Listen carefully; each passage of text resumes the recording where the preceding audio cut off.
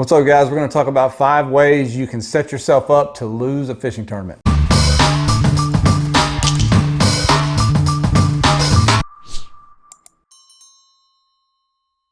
right, so there's tons of videos about tips and tricks of how to win tournaments, but I haven't seen very many on what you have to do to lose one.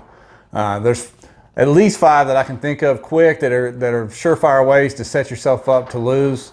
They're not guaranteed ways to lose, but if you're doing these 5 things, you're really upping the odds. And the idea of fishing tournaments in general is to try to put the odds in your favor. Control the controllables, eliminate things that can push the needle towards the losing side of things, because tournaments are hard to win. No matter what level you're on, it is hard to win. So let's get into it. Number 1, if you want to lose a fishing tournament, listen to dock talk. Everyone's heard dock talk when you're at a captain's meeting. Maybe you're just meeting with some friends leading up to the tournament. You've already figured something out in your practice, have an idea of what you're going to do. Maybe you're on a topwater bite in the back of pockets, but then you hear a little rumor that a 12-inch purple worm's catching them, and it gets your mindset messed up. The next thing you know, you got the topwater cut off and you're throwing a worm in brush piles and you've wasted half your tournament day. Dock talk is a killer. You know, it is really hard to catch other people's fish. So try to avoid that. If you hear it, just block it out. Go with your instincts. Go with your own instincts and with your own thought process. I mean, that's half the fun of fishing anyway, is figuring this stuff out on our own. Another way you can lose a tournament or set yourself up to lose is not check your gear. People that don't check their gear are asking for trouble. Certainly you can get out there and get away with it, but more times than not, you don't check your gear, you're gonna break off a fish because you didn't check a knot or you didn't retie. You didn't check your drag before you got out there and set the hook on that first jig fish. You didn't check your line for bad spots. You didn't check the hooks on your crankbaits, so on and so on and so on. If you don't check your gear, you are preparing to set yourself up for a losing situation in a fishing tournament. All right, you want to lose a tournament? Practice poorly. Do not, if you go out and hook every fish that you get a bite on, or matter of fact, if you fish too much during practice rather than just scout, you are asking for trouble, especially if you're pre-fishing a day or 2 before the tournament. If you go out there and lean on fishing, even shaking fish off can cause that fish not to bite the next day. So unless it's spawn time and they're locked on a bed, you know you can go back to them. But even then, why would you fish for them? Because your nose is there, so you can go back and mess with them the next day.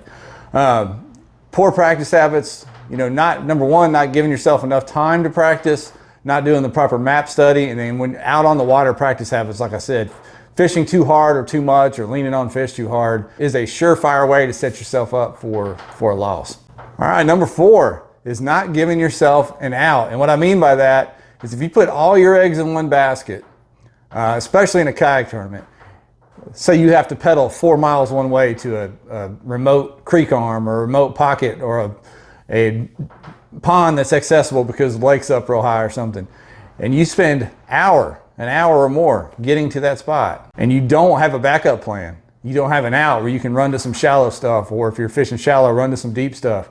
You are asking for trouble, asking for to take an L that day. Always leave yourself an out where you have a slight backup plan in case plan A or B doesn't work out.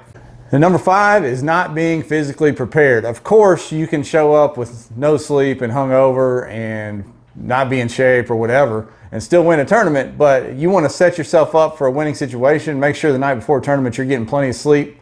You're hydrated the day before if you're fishing in the summertime. You train as the season approaches. I mean, you talk about kayak fishing, especially if you're not fishing out of a motorized vessel, and even if you are, you know, 8 or 9 hours in a small craft like that can wear on you. If you don't take steps to be physically prepared for kayak fishing tournament season or tournament season in general, you are asking for trouble. You are setting yourself up to tip that needle towards a loss rather than a win. That's my top 5 ways you can lose a fishing tournament. Can you think of some more? Please add them in the comments because I want to know what they are for myself, because I've done all these. I've definitely listened to dock talk when I shouldn't have.